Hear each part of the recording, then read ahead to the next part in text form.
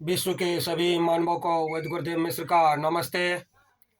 Life style and world peace YouTube channel में आप आते हैं, इसके लिए ढेर सारी बधाइयाँ, बहुत सारी साधुवाद। Life style and world peace YouTube channel में आते ही आप लाइक करें, सब्सक्राइब करें, बेल आइकन बटन को दबाएं, कमेंट में अपना विचार लिखते हैं तो मोबाइल नंबर छोड़ें और बंधुओं कंट्री का नाम लिखें। अगर आप पुण्य के भागी बनना चाहते हैं तो सब्सक्राइब के साथ साथ शेयर भी जरूर भी करें। आज हम चर्चा करेंगे काम शक्ति। हमारे सनातन धर्म में अर्थ, धर्म, काम और मोक्ष 4 विभागों में वर्णित किया गया है। आज हम चर्चा करेंगे काम शक्ति भी मुक्ति का मार्ग है। कैसे काम शक्ति भी मुक्ति का मार्ग है, कैसे, इस पर आज हम चर्चा करेंगे। और यह कई भाग में चलेगा: जलचर, नभचर, थलचर, मनुष्य योनि से भी सहज इसका उपाय है मानव जीवन का, और उससे हम आसानी से मुक्ति मार्ग प्राप्त कर सकते हैं। बंधुओं, आज हम चर्चा करेंगे कि मानव का मुक्ति कैसे संभव है काम शक्ति के माध्यम से। तपसा प्राप्ये सत्वं सत्वात् संप्रायते मनः मनसा प्राप्यते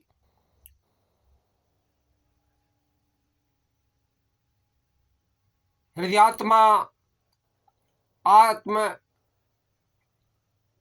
तत्व निवर्तते।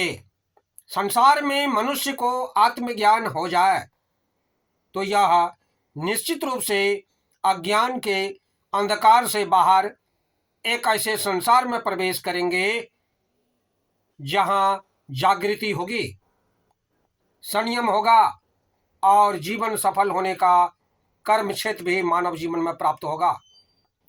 मन और इंद्रियों को संयमित करने से सत्व अर्थात परिशुद्ध अंतःकरण की प्राप्ति होती है। इसी तत्व से मन की अर्थात शक्ति का विकास होता है तथा मन से आत्मा की प्राप्ति होती है, आत्मज्ञान प्राप्त होता है। किसी साधना में आत्मज्ञान की प्राप्ति मानव की नियति की प्रथम उपलब्धि होती है। इस उपलब्धि के मूल में एकनिष्ठ तथा एकांत भाव सन्निहित है, तभी उसका जीवन सफल हो सकता है। मनुष्य अमृत पुत्र है, अमृत ही उसका स्वरूप है, अमृत से ही उसका जन्म हुआ, अमृत के आश्रय ही उसकी स्थिति, गति और श्री बुद्धि हैं। अमृत को लक्ष्य करके उसकी साधना होती है। अमृत स्वरूप में स्थिति प्राप्त करने में ही उसके मानव जन्म की सार्थकता है। मृत्यु से अमृत की ओर आगे बढ़ने में ही हमारी सफलता वास्तविक है। इतना तो अवश्य कहा जा सकता है कि मानव जीवन की सार्थकता साधना से ही संभव है। अपने आप को जान लेना साधना है, स्वयं को जान लेना ही साधना है।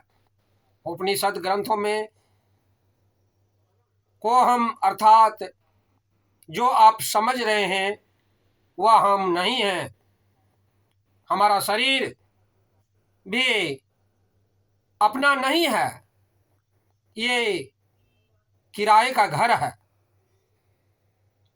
मानव जमीन खरीद लेता, कहता मेरी अपनी जमीन है, मेरा ये अपना मकान है। लेकिन मानव भूल जाता है कि मेरा अपना शरीर भी अपना नहीं है। हम अपने कर्मों से, आचरण से आत्मा की दूरी तय कर सकते हैं।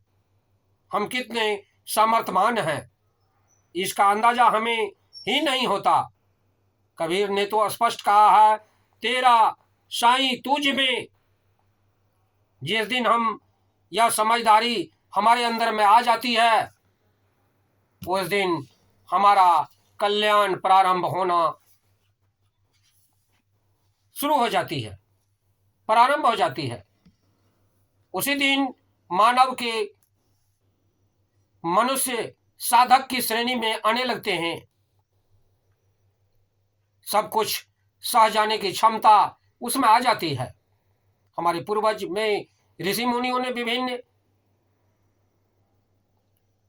पुस्तकों का वर्णन किए, लिखे और बहुत सारे संकेत हमको दिए। पथ का अभाव नहीं, बल्कि पथ को पहचानने की आवश्यकता है। अतः जीवन को समझना तथा अपने आप को समझना भी साधना ही है, अन्यथा जीवन पर प्रयत्न भटकाव की स्थिति बनी रहेगी। फिर वही बात होगी जो एक शायर ने लिखे हैं, बस एक कदम उठा था गलत राहें शौक में, मंजिल तमाम उम्र मुझे ढूंढती रही। बंधुआ, इस मंजिल को पाने के लिए जीवन में संयम रखना मानव के लिए नितांत आवश्यकता है। अपने आप को साधना होगा। उपर्युक्त भावना को तलाशते हुए कुंडली जागरण द्वार है, गृहस्थी है,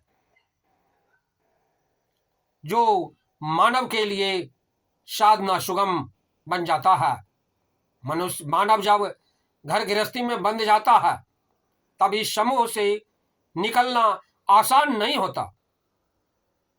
महावीर बुद्ध इसके अपवाद माने जा सकते हैं, परंतु गृहस्थ जीवन में भी साधना सफल हो सकती है। ईश्वर ने सांसारिक रचना में महिला और पुरुष को आबद्ध किए हैं, फिर एक दूसरे में विलग रहकर सृष्टि रचना की कामना निर्मूल ही है। जब सृष्टि रचना ही नहीं, तब साधना का औचित्य ही क्या है?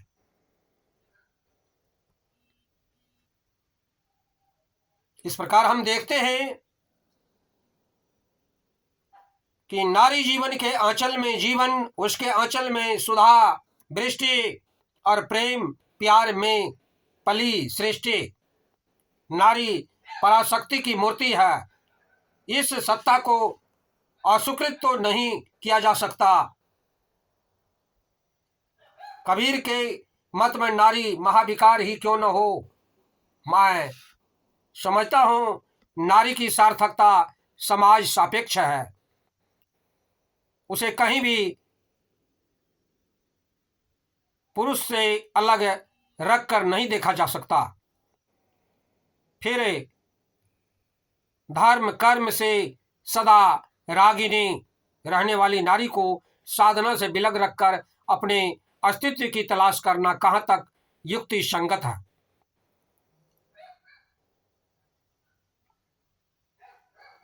इस प्रकार हम देखते हैं जिसका प्रयोग कुछ ही सहज तो है, परंतु विलक्षण है। परिणाम गृहस्थ जीवन में कुंडली जागरण की चेष्टा हमारी साधना में सन्निहित होनी चाहिए। इसे मानव योनि से सदा के लिए मुक्ति सार्थक प्रयास माना गया है। यह भोग भी एक तपस्या है कि भावना के अंतर्गत जनमन के बीच संचारित करने वाले आप बन सकते हैं। साधना के 4 सहायक माने गए हैं, यथा शास्त्र, उत्साह, गुरु और काल। सम्यक रूप से जीवन को सफल बनाने के निमित्त उपर्युक्त तथ्यों को स्वीकारना पड़ता है, अन्यथा इस जीवन में को सफल बनाना दुष्कर ही है। आज के दौर में मानव जिस विषम परिस्थिति से गुजर रहा है, वह अत्यंत कष्ट साध्य है। उसका जीवन सुगम नहीं बल्कि दुर्गम ही है।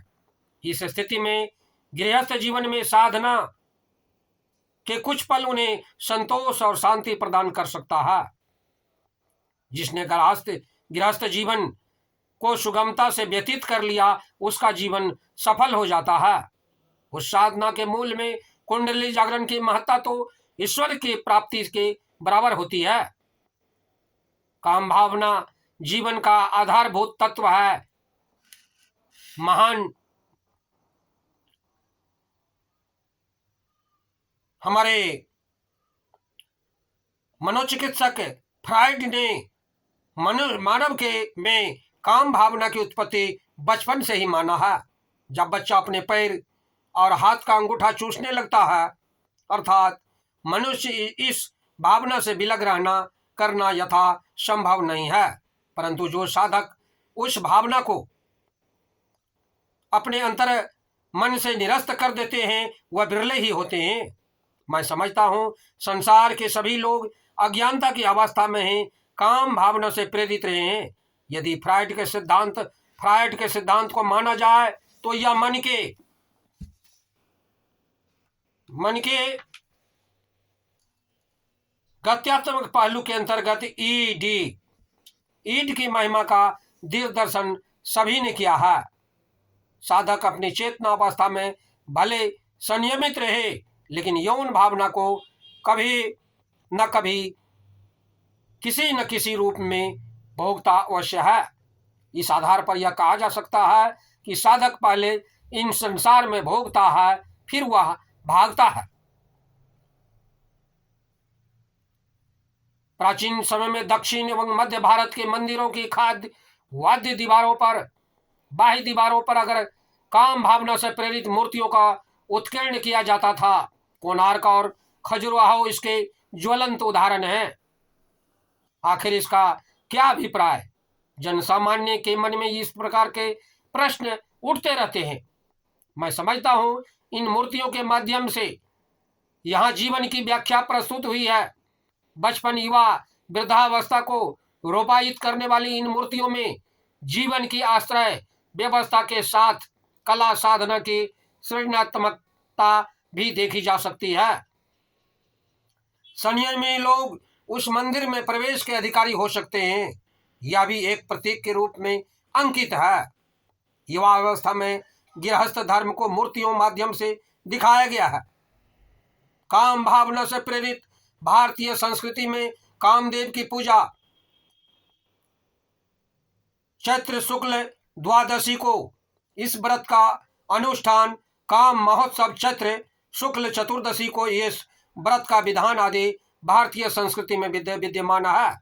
इस प्रकार देखा जा सकता है कि काम भावना मानव की अक्षुण्य भावना है।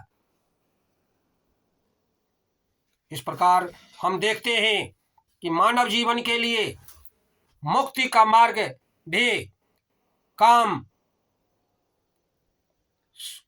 मार्ग है। मुक्ति के मार्ग के लिए काम मार्ग में भी प्रवेश करते हुए आप मुक्ति के मार्ग को प्राप्त कर सकते हैं। आज का ये प्रारंभिक अर्थात भाग 1 पूरा हुआ। इस प्रकार से निरंतर ये भाग क्रम चलती रहेगी कि काम शक्ति भी मुक्ति का मार्ग है। बंधुओं, हमारे चैनल में आते हैं इसके लिए बहुत सारे साधुवाद। आप अगर पुण्य के भागी बनना चाहते हैं तो आप सब्सक्राइब के साथ साथ शेयर जरूर करें। धन्यवाद, नमस्कार।